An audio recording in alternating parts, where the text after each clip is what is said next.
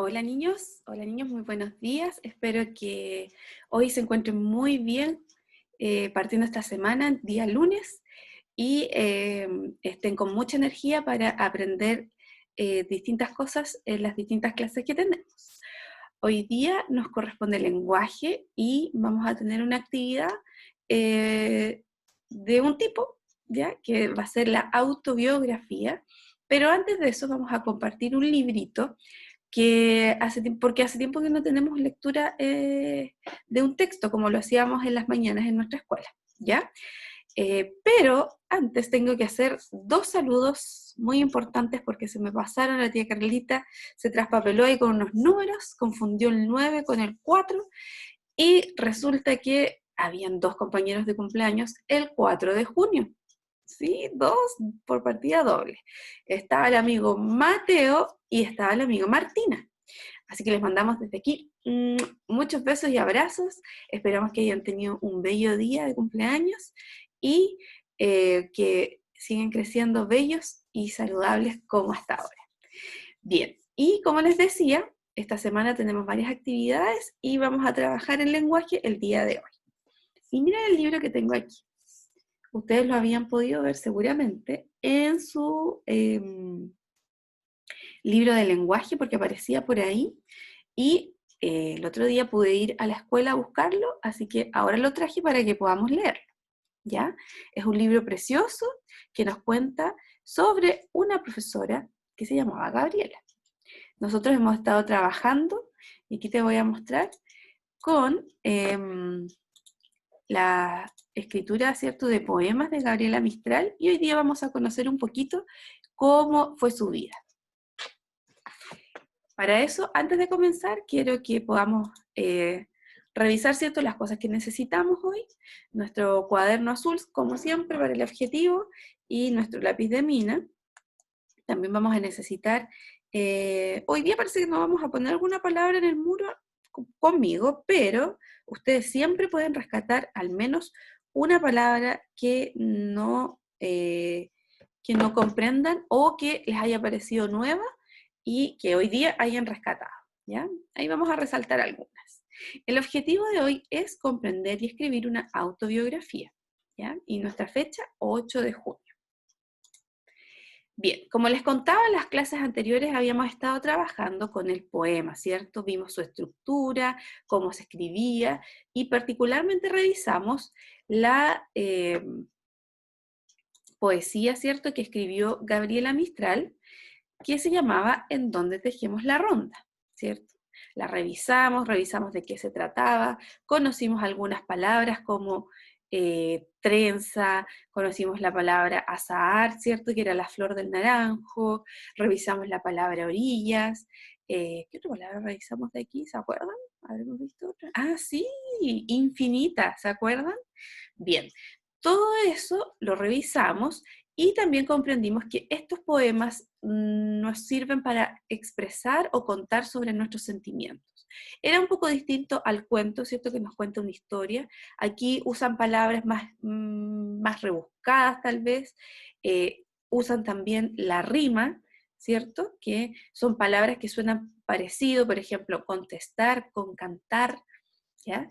Está escrita en versos, que era este grupo, ¿cierto?, de 4 líneas, y cada una de estas líneas también tenía un nombre, ¿cierto?, que eran los versos, perdón, y estos grupos se llamaban estrofas. Y sabíamos también que los poemas tienen título.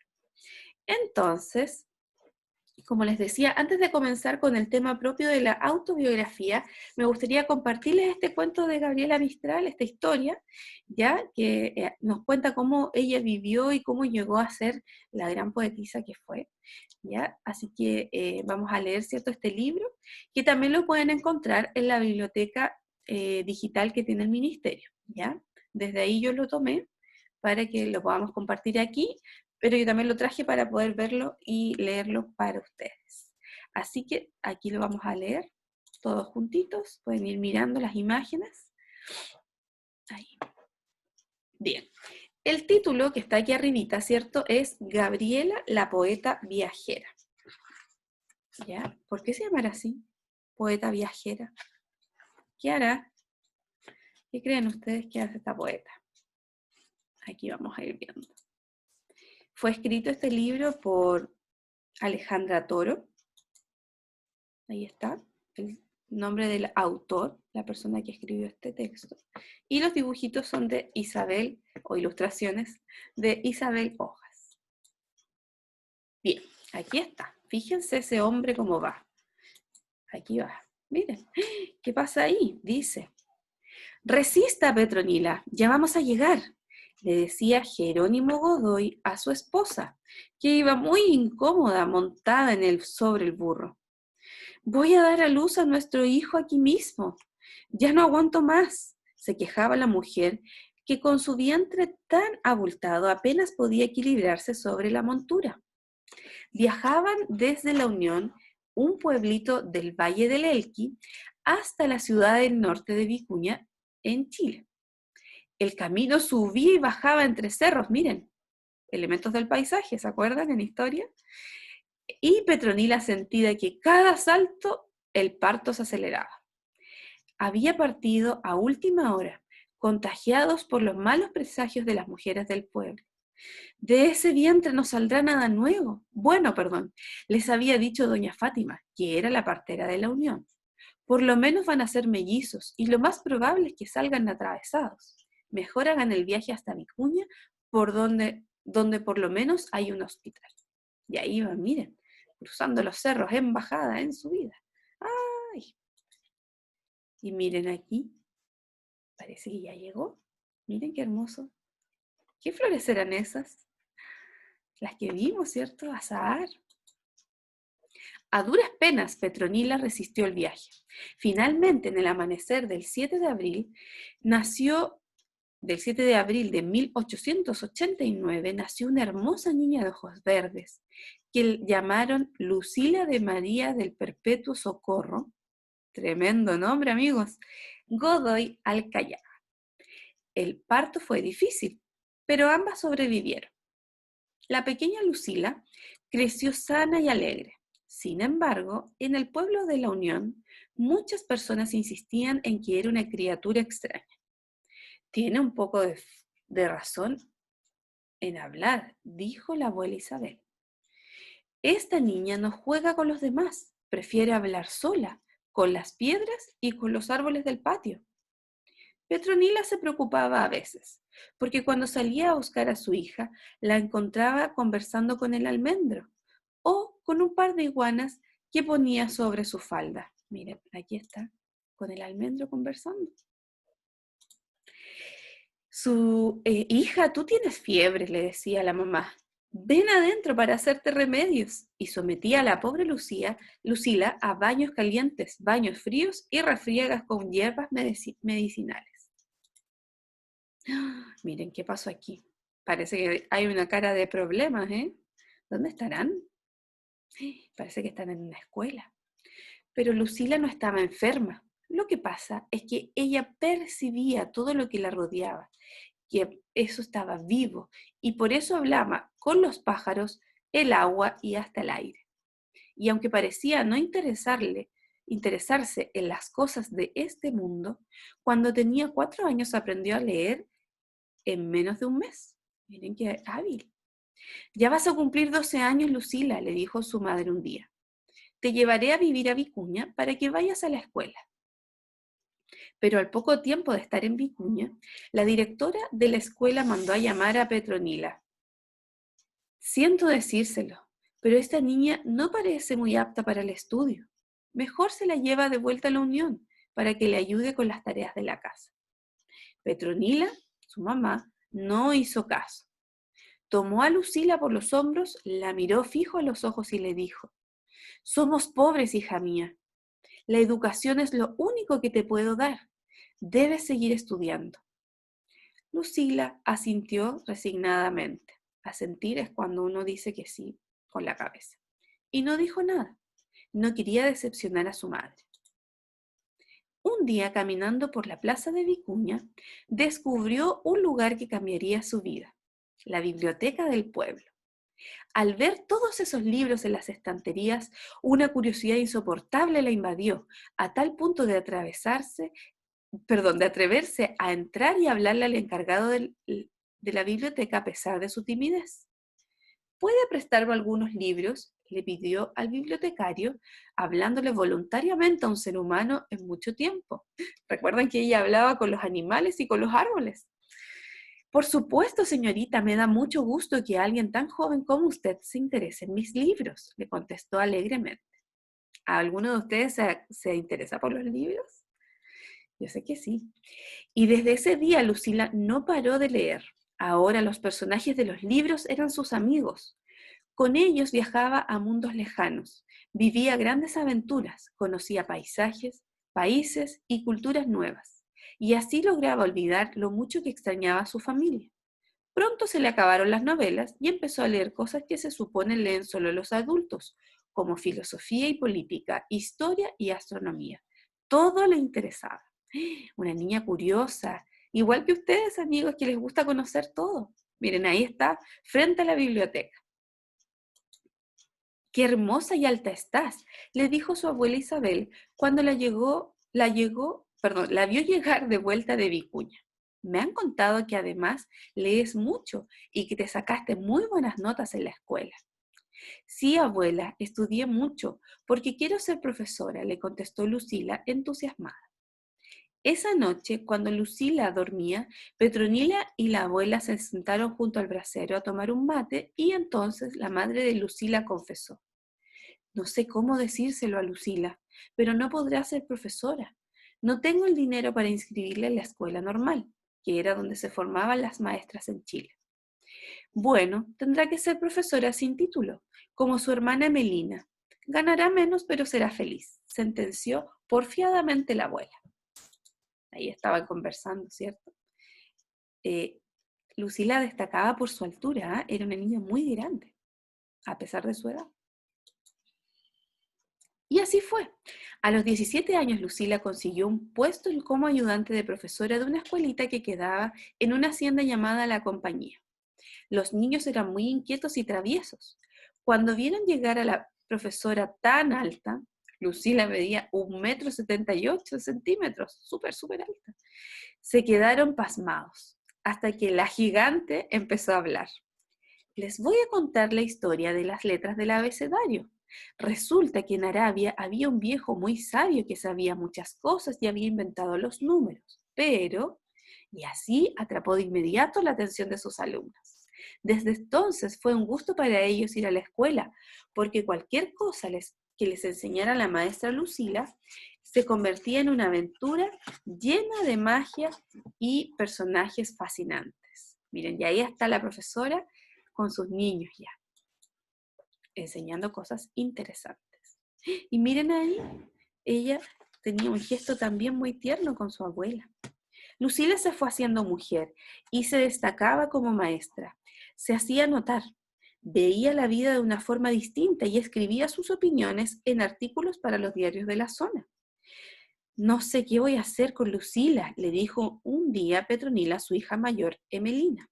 Se viste y se peina de una manera especial y ahora le ha dado por decir que no va a casarse. Además, esta niña salió loca de imaginación y patiloca como su padre, agregó la abuela. Era verdad. Lucila vivía viajando. Como profesora fiscal, le habían destinado a liceos en Santiago, en Traiguén, Antofagasta y ahora último se radicaría en los Andes. Fíjense que aquí yo les tengo un mapa de Chile, porque hemos estado trabajando, ¿cierto?, con Chile.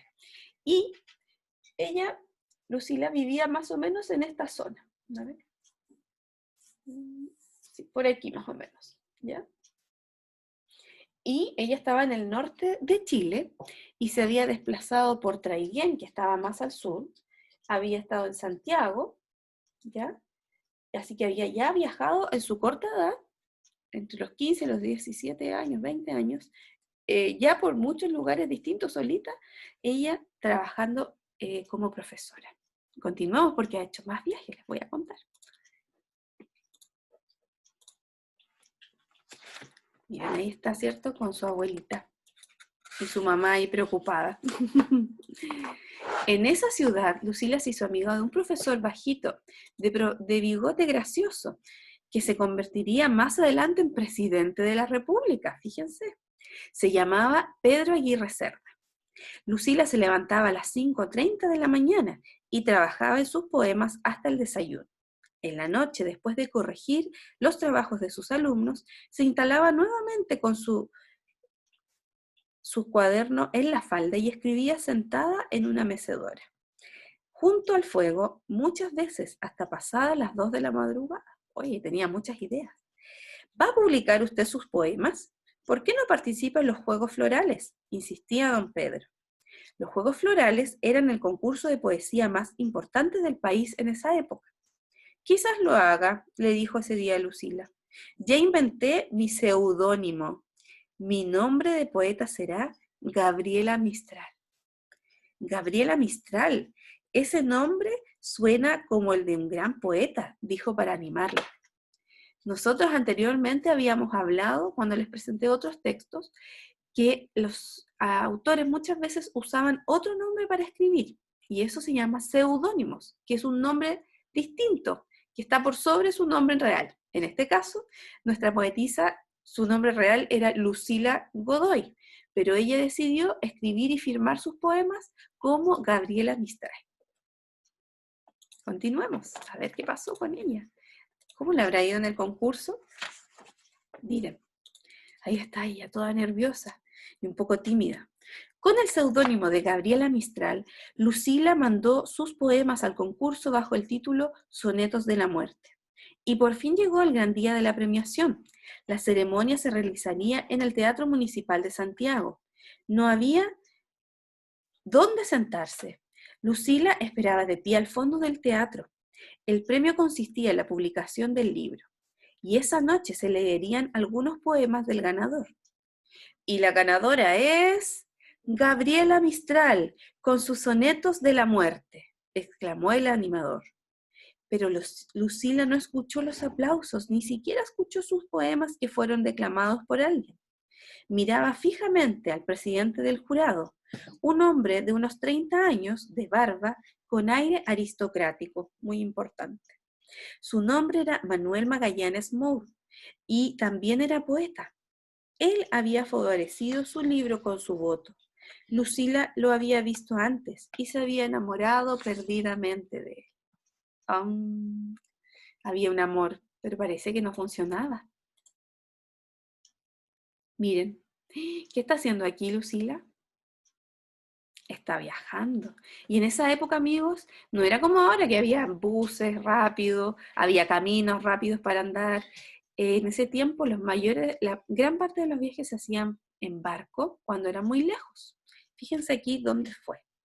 No quiero que te vayas tan lejos, hija mía, se quejó Petronila cuando supo que su hija fue nombrada directora del Liceo de Niñas de Punta Arenas. Fíjense, ella estaba por aquí en Chile y tenía que viajar hasta acá, a Punta Arenas, muy lejos al sur de Chile. Vamos a ver qué pasaba. Dice, pero por fin seré directora de un liceo, madre. Para su travesía hasta el fin del mundo, este es el fin del mundo, amigos, invitó a una amiga, una joven escultora que conoció en los Andes. Era menuda y tímida, se llamaba Laura Rodríguez. Le ofreció ser su secretaria y Laura se embarcó con ella en esta aventura. No te veo tan contenta con nuestra partida, Gabriela, le dijo Laura, mientras el barco se alejaba del puerto de Valparaíso, el puerto, y una decena de pañuelos blancos la despedían desde el muelle. Sí, estoy feliz, muy feliz, le contestó Gabriela, no muy convencida. Lo que nadie sabía es que Gabriela se iba a Punta Arenas para poner miles de kilómetros de distancia entre ella y el poeta Manuel Magallanes Moure. Llevaban años escribiéndose cartas de amor, pero ella sufría porque era una relación imposible, así que decidió partir para olvidarlo. El viaje duró una semana, amigos, una semana en barco para llegar desde Valparaíso hasta Punta Arenas. Hoy día eso se demora horas en avión. Al bajarse del barco que las dejó en Punta Arenas, los vientos que venían de los glaciares les levantaron las faldas y el frío penetró bruscamente a través de sus abrigos. Tiritando junto al fuego, iniciaron una vida en la ciudad más austral de Chile. Austral significa el sur. Además de dirigir el liceo y hacer clases, allí Gabriela decidió abrir una escuela nocturna para enseñarles a leer a las madres. Después de clases, les daba charlas de historia y geografía. Con el tiempo empezaron a llegar hombres también. Venían desde distintos puntos del país y muchos habían llegado a trabajar al sur huyendo de algo, de la cárcel, de las deudas o de alguna pena como ella. No sé si deberíamos recibir a toda esta gente, comentaba después en la noche Laura. Algunos pueden ser prófugos de la justicia. Prófugos es que están así como escondidos, se habían arrancado. Pero están tan interesados en aprender y están lejos de su casa como nosotras, insistía Gabriela. Miren, y ahí está ella, no solo enseñándole a niños, decía también que les enseñaba a los adultos que querían aprender a leer o aprender más cosas sobre la existencia. Uy, miren, aquí Gabriela está en otro lugar. Finalmente las dos amigas decidieron volverse a Santiago. El frío y la oscuridad de la zona, pese a ser tan bella, terminó por afectarles el ánimo. Pero sus aventuras no pararían aquí.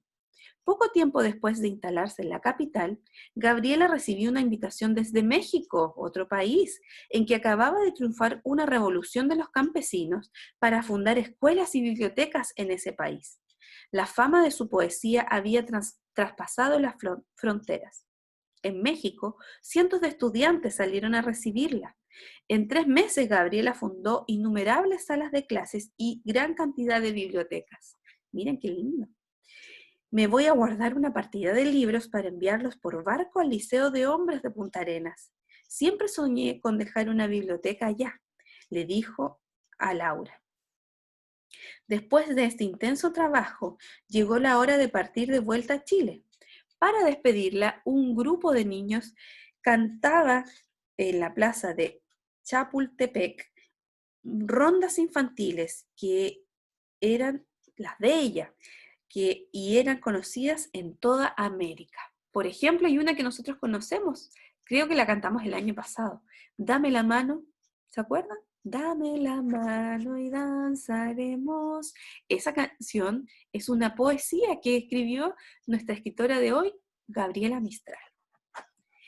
Ay, miren qué pasa aquí esta madre preocupada. Mi hija ya no volverá a Chile, dijo tristemente Petronila cuando se fue otra vez. No para de viajar, si hasta se subió a uno de esos aparatos que vuelan. ¿Qué será eso?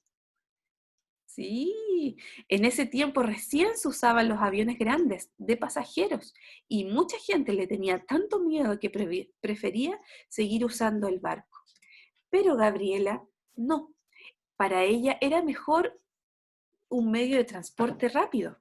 Tenía mucho que ver y que hacer. Después de viajar por toda América, en nuestro continente, consiguió trabajo como diplomática en Europa, en otro continente, amigos. Viajó para ello a Italia con su nueva secretaria, Palma Guillén.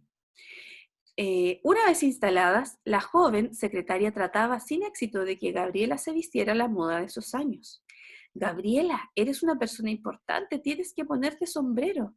Todas las señoras los usan y se te quedan mirando. Pero Gabriela nunca daba su brazo a torcer. Después de pensar un rato le contestó, a la cordillera de los Andes no se le pone sombrero. Y claro, se podía decir que parecía una alta montaña. Ella era alta, imponente y un poco inalcanzable. No le gustaba mucho la vida social. Lo importante para ella era escribir. Escribía en las mañanas o en las noches. En las tardes no, porque no se inspiraba.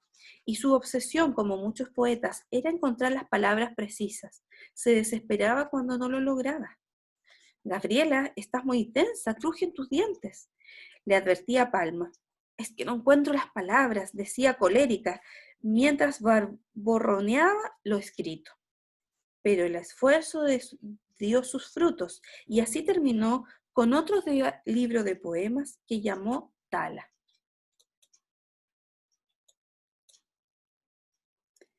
Bien, fíjense que Gabriela también aceptó a un sobrinito que se llamaba, que era hijo de su hermano Juan Godoy, y que tuvo a su hijo, pero que perdió a su mamá en el nacimiento. Entonces, él fue donde Gabriela para preguntarle si podía cuidarlo. Y Gabriela, fíjate que le dijo que sí, que se lo dejara para que ella lo criara, pero lo aceptó con una condición. Le dijo que nunca volviera a pedírselo de vuelta, o sea, que ella se quedaba con el niño y lo cuidaba. Juan, su hermano, aceptó poco después.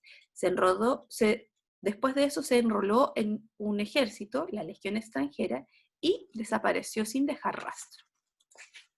Y ella ahí se hizo cargo de este pequeño al que llamó Jin Jin. Le decían así. Era la gran alegría de su vida, el hijo que siempre soñó tener. Al cabo de unos años, la estadía en Europa se hizo muy difícil, pues hubo una guerra, la Segunda Guerra Mundial. Así que solicitó un puesto en Brasil. Eligió vivir en Petrópolis, cerca de Río de Janeiro. Aquí hace menos calor, Jin Jin, y hay montañas como en Chile, le contaba al niño durante el largo viaje en barco para entusiasmarlo. Jin Jin crecía, iba al colegio, mientras la guerra seguía su curso. Gabriela seguía escribiendo poesía y ensayos sobre diversos temas, escribiéndose con escritores de todas partes del mundo y compartiendo con otros artistas intelectuales que, como ella, habían huido de Europa. Pronto nosotros también vamos a escribirnos cartas, ¿eh? Su sobrino Jin Jin estaba por salir del colegio cuando algo terrible sucedió. Miren, aquí está. Por razones que aún se desconocen, el joven decidió quitarse la vida. Gabriela casi enloqueció de dolor. No podía comprender lo que había pasado. Qué triste. Una persona muy joven y muy querida para ella ya no estaba viva. Pero en Petrópolis, Gabriela no solo vivió su mayor dolor, sino que también su mayor alegría. Fíjense, amigos, que entregaban un premio que parece que yo se los conté en la clase anterior, muy importante, que era el Premio Nobel de Literatura. A nivel mundial, ese premio reconocía a un escritor, al más importante del mundo en esa época. Y se le dio la noticia a Gabriela Mistral de que desde Suecia habían llamado para que ella recibiera este premio. Ella agradeció enormemente este premio, cayó de rodillas, agradeció a Dios con los ojos llenos de lágrimas. Debía partir de inmediato, porque el viaje era muy largo. Fíjense que para llegar de Brasil hasta Europa, ¿cierto? En Suecia, eran 2 meses de barco. Y ella fue a tomar el barco a Río de Janeiro, pero acababa de partir y no se alcanzó a subir. Y bueno, eso significaba prácticamente que no iba a poder hacer el viaje.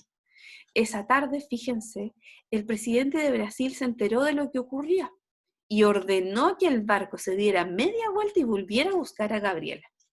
La gente de Chile salía a las calles a celebrar la noticia y muchos a despedirla en Brasil, porque era un premio muy importante, amigos. ¿Vieron el gesto que hizo el presidente de Brasil?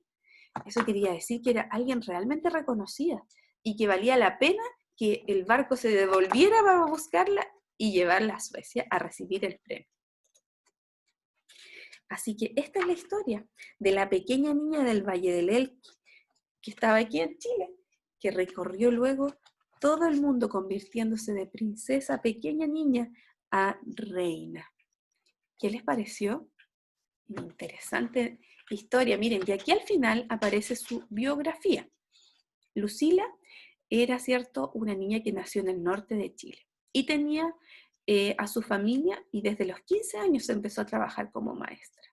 Saltó a la fama en 1914 cuando obtuvo ese premio que leímos ahí en Chile, el primer premio cuando escribió sus poemas y los mostró al mundo. Y desde ahí no se detuvo. Ella siguió trabajando por la educación de los niños y por entregar un hermoso legado de poesía. Ella falleció el 10 de enero de 1957 en Nueva York, Estados Unidos, en otro lugar del mundo. En Chile, cuando eso sucedió, se decretó, se dictó, se pidió duelo nacional por 3 días y 3 años después trasladaron sus restos al pueblo de Monte Grande como era su deseo.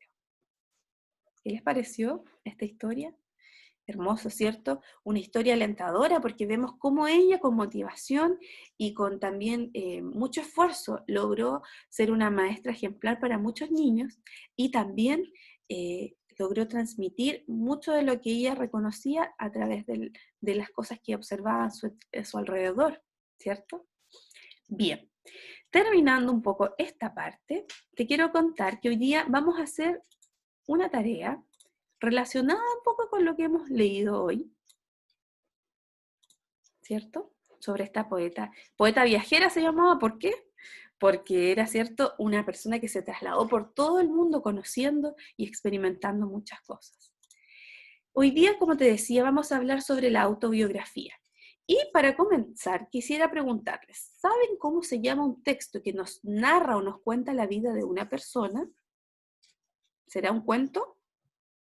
¿Será una biografía? ¿Será un poema?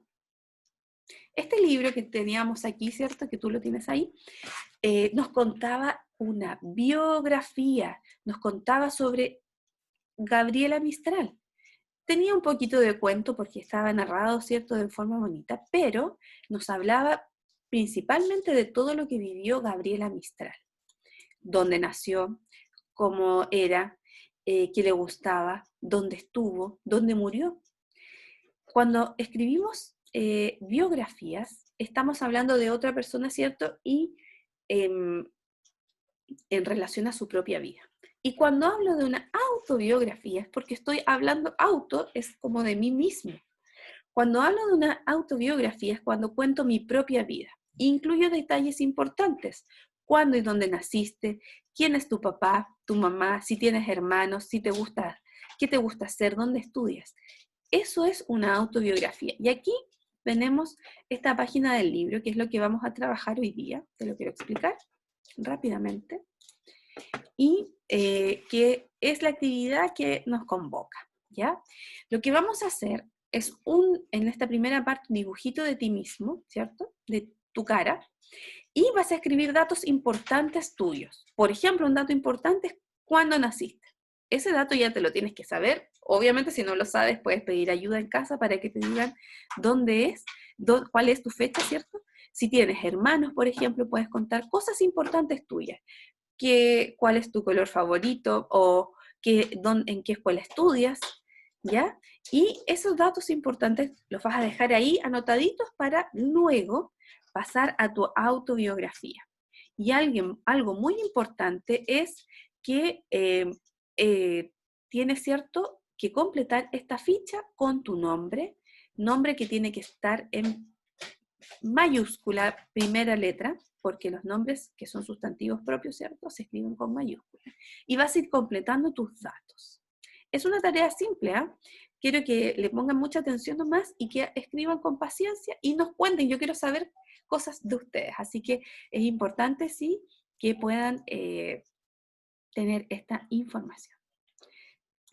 Bien, una vez que hayan escrito, ¿cierto?, completado esta parte, siempre hay que recordar, ¿cierto?, que van las mayúsculas en los nombres propios. Por ejemplo, si tú escribes Agustina, por ejemplo, tu A de Agustina, la primera A con mayúscula.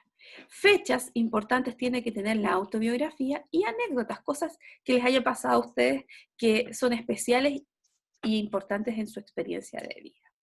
¿Ya? Aquí están las evidencias del trabajo de hoy, ¿sí? Hoy día me completan estas 2 paginitas y en la tercera página que viene para que ustedes mismos revisen si tienen todo lo que necesitan, ¿ya? Y por último, el ticket de salida, ¿ya? Bien, eso es hoy. Aprendimos un poquito sobre la autobiografía, ¿cierto?, que cuenta a otros sobre nosotros mismos. También aprendimos que los nombres propios, o recordamos más bien, se escriben con mayúscula al inicio, ¿cierto? Siempre. Leímos una hermosa historia sobre Gabriela Mistral y escribimos una autobiografía. Hasta la próxima clase, queridos estudiantes. Espero que tengan un muy buen día. Recuerda que eres un alumno maravilloso y que te quiero mucho, ¿cierto? Y, ay, miren, les quería mostrar una sorpresa. ¿Dónde la dejé? Aquí. Miren, tengo este letrero y les quería mostrar esto porque aquí, esto que escribí, están los nombres de todos ustedes. Por ejemplo, aquí dice Luciano. No sé si se ve bien al lado derecho de ustedes. A ver, vamos a ver. Esperen. Ahí. Miren, aquí, ¿cierto? Todo saldrá bien, volveremos a vernos pronto y están los nombres de todos mis niños. Todos, todos, todos. Ahí. Ya, la tía Camila también, la tía Carla. Y todos sus nombres están escritos con inicio de mayúscula. Por ejemplo, ahí tengo Ignacia, con I mayúscula. Fernandita, ahí está la Fernanda, con mayúscula. ¿Ya? Así que esto lo voy a dejar aquí para que nos recordemos, ¿cierto? Que pronto nos volveremos a ver. Ya, mis niños, les dejo un beso y que sea un muy buen día. ¡Chao!